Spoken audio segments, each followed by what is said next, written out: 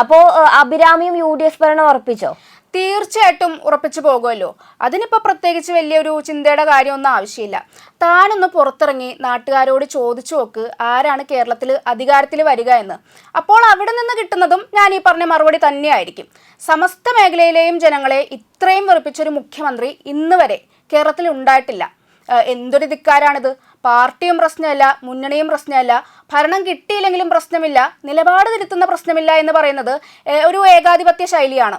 കമ്മ്യൂണിസ്റ്റുകാരനായ ഒരു മുഖ്യമന്ത്രിക്ക് ചേർന്ന ശൈലിയല്ല ഇതെന്നും എന്തായാലും പറയാതിരിക്കാൻ കഴിയില്ല. EMSനെ വരെ തിരുത്തിയ പാർട്ടിക്ക് എന്ത് സംഭവിച്ചു എന്ന ചോദ്യമാണ് CPMന് നേരെ ഇപ്പോൾ ഉയർന്നിരിക്കുന്നത്. ഈ ജനക്ഷേമ പദ്ധതികൾ വാരിക്കോരി നൽകിയിട്ടും തദ്ദേശ തെരഞ്ഞെടുപ്പിൽ വലിയ തിരിച്ചടിയാണ് സംഭവിച്ചിരിക്കുന്നത്. അതിനെ താത്വികമായിട്ട് അവലോകനം ചെയ്ത് ന്യായീകരിച്ച് വഷളാക്കിയതിന് പകരം തെറ്റുകൾ തിരുത്തി മുന്നോട്ട് പോവുകയായിരുന്നു വേണ്ടിയിരുന്നത്. എന്നാൽ തോൽവിക്ക് പ്രധാന കാരണമായിട്ടുള്ള വെള്ളാപ്പള്ളിയെ കാറിൽ കയറ്റി കൊണ്ടുപോയ സംഭവത്തിൽ തെറ്റില്ല എന്ന് മുഖ്യമന്ത്രി പറഞ്ഞതോടെ ഇനി എന്ത് തെറ്റിതിരുത്തൽ എന്ന ചോദ്യവും അവശേഷിക്കുകയാണ്.